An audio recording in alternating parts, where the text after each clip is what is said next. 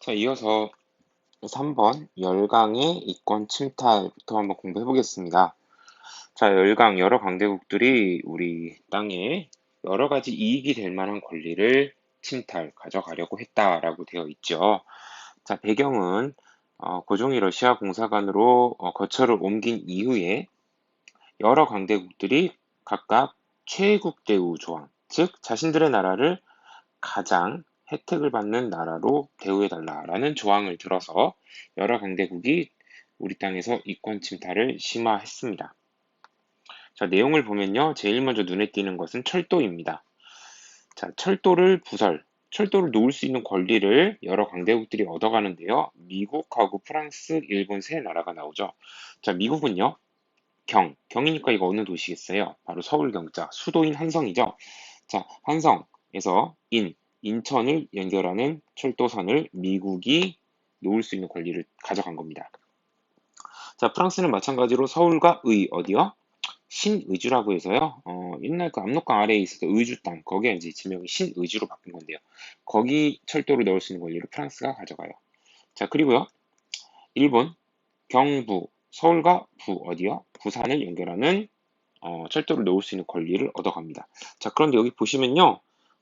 처음에는 미국과 프랑스가 경의선 철도를 놓을 수 있는 권리를 가지고 있었지만, 결국에는 모두, 즉, 경인선과 경의선 모두 다 일본이 완성화를 하게 됩니다. 즉, 여기 나오는 모든 철도들은 결국에는 다 일본이 완성시켜요. 교과서 139페이지 지도 좀 볼게요. 자, 139쪽을 보시면요. 여기 열강의 이권 침탈 지도에서요. 서울과 인천 연결하는 경 어디 갔을까요? 네, 경인선, 네, 경인선 부설권 처음에 미국이 얻었는데 나중에 일본한테 넘겨요. 자, 그 다음에 서울하고 여기 신의주 연결하는 경인선도 역시 프랑스가 나중에 일본한테 넘겨요. 자, 그 다음에 서울하고 부산 연결하는 건 원래 일본 거였고요. 자, 이렇게 일본이 하나하나 야금야금 철도 부설권도 다 손에 넣게 됩니다. 자, 금강강산 채굴권이라고 되어 있는데요. 자, 미국은 운산 금강이라는 곳에서 금강 채굴에 열을 올립니다. 교과서 137쪽 자료를 보겠습니다. 자, 137쪽에 보면요. 평안도 운산에요. 미국이 여기서 금광을 본격적으로 개발하면서 많은 금을 여기서 채굴을 했다라고 그래요. 그런데 여기서 재밌는 일이 하나 벌어집니다. 바로 일종의 뭐랄까요? 그 우리나라 사람들이 이제 여기 일하는 인부들이 영어를 몰라요. 영어를 모르는데 그 미국인 여기 관리자가 있겠죠.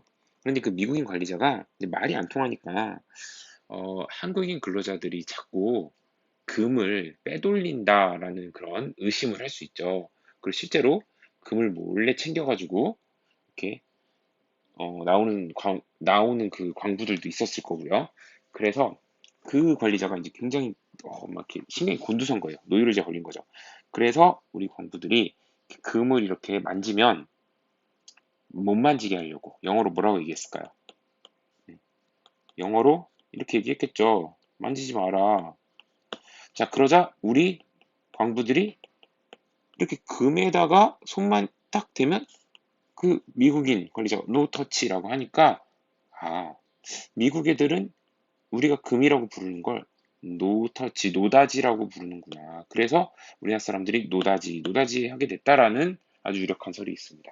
즉, 금을 부르는 다른 이름인 노다지라는 말이 영어의 노터치에서 왔다라는 그런 유력한 설이 있어요.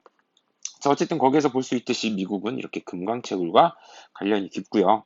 러시아, 독일도 광산채굴을 했다고 합니다. 자, 산림을 봅시다. 산림이라는 건 나무를 베어가는 건데요. 이 나무를 베어가는데 좀 욕심을 냈던 나라는 러시아예요. 러시아가 거의 독점을 합니다.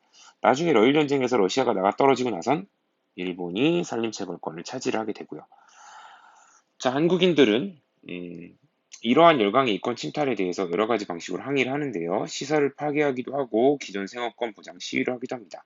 그 중에서도요, 139쪽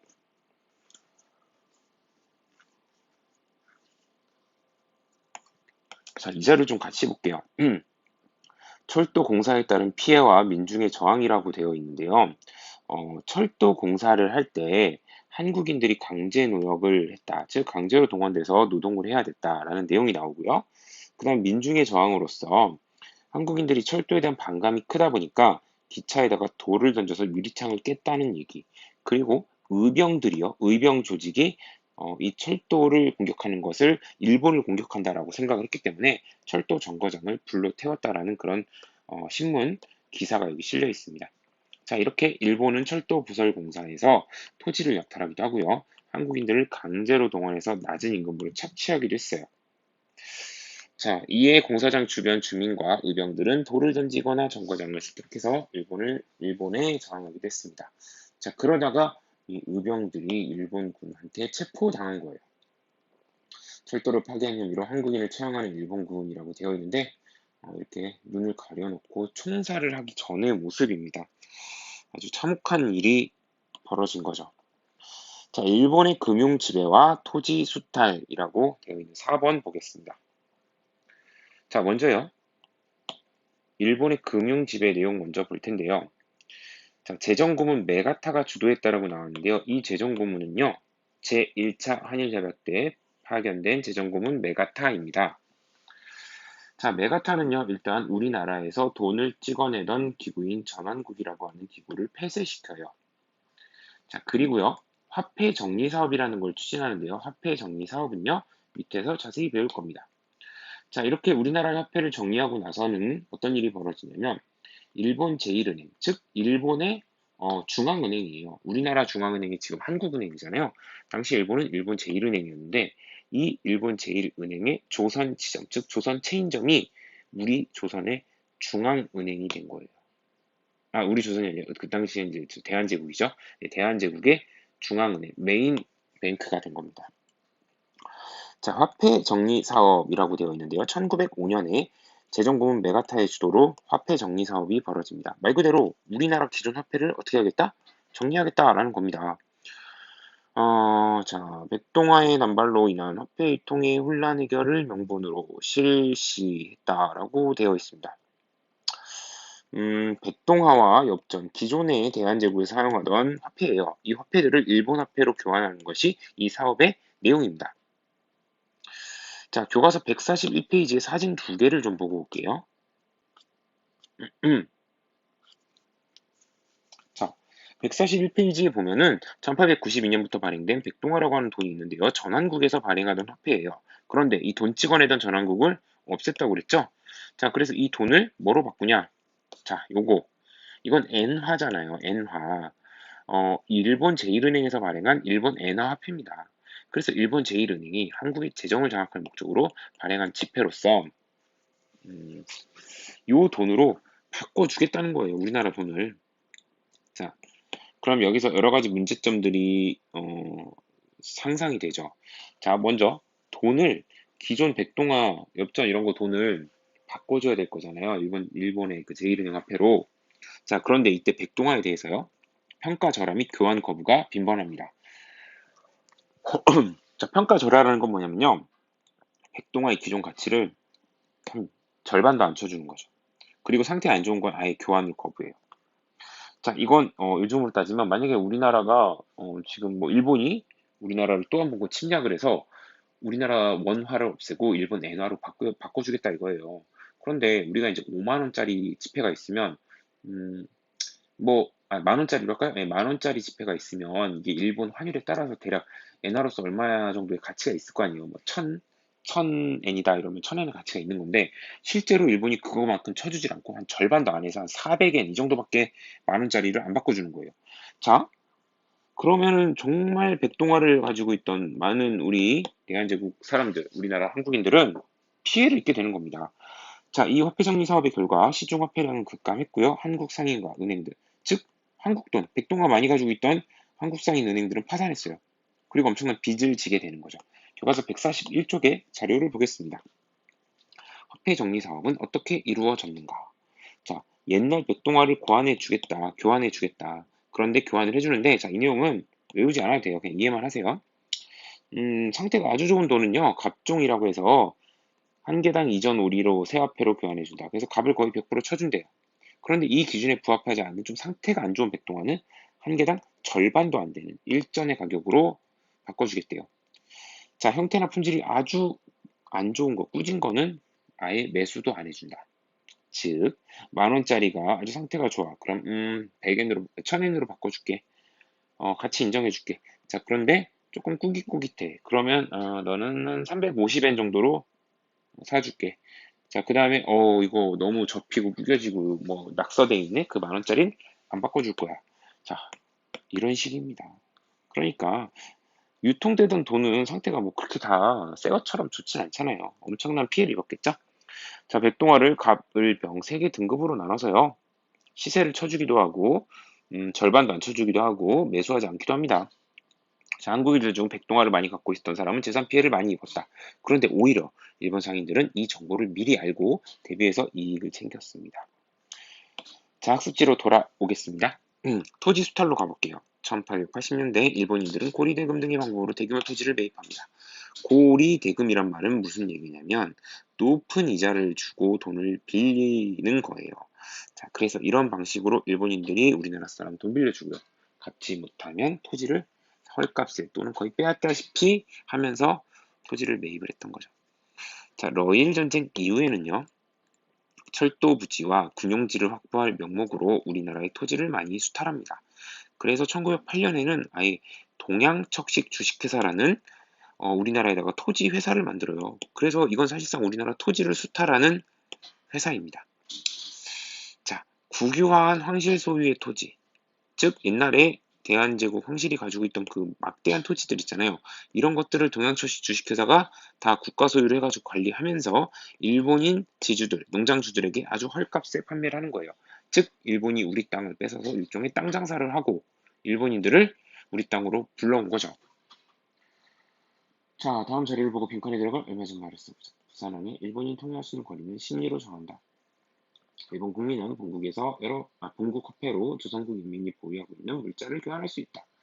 자, 강화도 조약의 부속 조약인 조수호족의 부록입니다. 부록. 일본 상인의 활동 범위를 대양장 심리 이내로 제한하였죠. 자, 이렇게 외국인이 머무는 특정 장소, 머물 수 있는 범위를 정하는 거, 이런 거를 거류지 설정, 거기서 이루어지는 무역을 거류지 무역이라고 합니다. 거류지. 자, 2번 풀어볼게요. 상태가 매우 양호한 갑종, 백동화, 그다음 뭐 일종, 병종 이런 말 나왔네요. 자, 이거 나오면 딱 무슨 사업? 1905년에 화폐 정리 사업이겠죠. 자, 엽전과 함께 이제 그 당시 많이 쓰이던 동전이죠. 백동화를 일본 제1은행에서 발행한 새화폐로 바꿔주는 과정에서 일어난 사건들이죠. 자, 넘기겠습니다. 자, 이거 뭐 탐구활동 다 본 거고요. 형사평가 문제 풀 시간 1분 30초 드릴게요.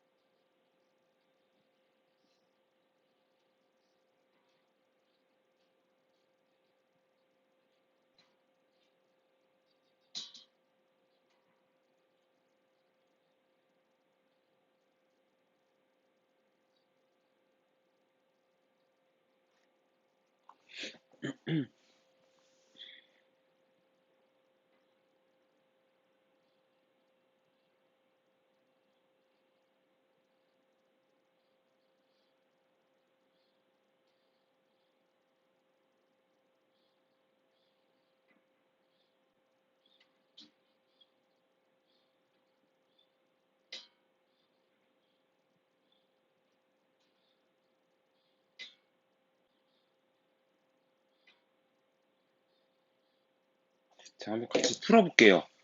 다음 설명이 맞으면 동그라미, 틀리면 X입니다. 개항 초기 일본은 영국산 면직물을 조선에 팔고 조선의 곡물을 일본으로 가져갔다. 어떻습니까? 맞는 설명이네요. 자, 개항 초기 거류지 무역으로 인해 객주, 여각 등 국내 상인들이 부를 축적하였다. 네, 일본 상인들이 거류지에서 제한된 범위에서만 활동하다 보니까 우리나라 상인들의 도움을 필요로 했죠. 맞는 얘기네요. 갑신정변 이후 체결된 텐진 조약으로 청과 일본 상인들이 조선의 내륙 시장에 진출하게 되었다. 자, 여러분 텐진 조약과 내륙 시장 진출하고는 전혀 상관이 없는 말이죠. 청나라 상인들이 나중에 조청상민 수륙 무역 장정을 통해서 내륙 통상권을 얻잖아요. 그래서 OOX이고요. 조청상민 수륙 무역 장정 체결된 이후 조선의 경제 모습으로 오른 것은 이라고 되어 있습니다.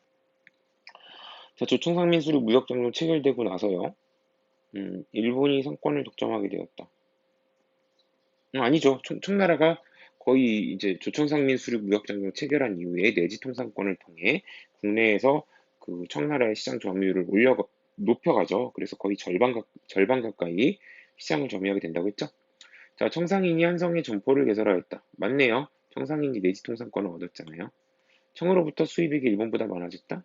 그건 아니고 이제 반반이었죠. 거의 최대였을 때 한 반반. 자, 계양장을 중심으로 한 거리지 무역이 나타났다.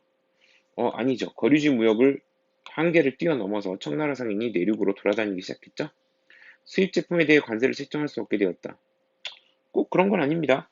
오히려 여러분이 83년에 그 조일 통상정령 개정된 거 보면은 관세 조항이 들어갔고요. 또 82년에 미국과 그 수호 조약에 보면 역시 관세 조항이 들어 있어요. 정답은 적절한 건 2번이네요. 화폐 정리 사업에 대한 설명으로 옳지 않은 것은 이라고 되어 있습니다. 재정부는 메가타의 주도 진행된 것 같고요. 한국상인과 은행이 파산하기도 했어요. 일본 제1은행권을 본의 앞으로 삼았다. 이것도 맞는 얘기고요. 보안회가 앞장서서 이 정책을 반대하였다. 보안회는 러시아의 러시아가 아니라 일본의 황무지 개척권을 러시아인이 막으려고 했던 단체죠. 이건 아니네요. 일본이 한국을 경제적으로 지배하기 위해 실시했다. 맞는 얘기고 정답 4번입니다.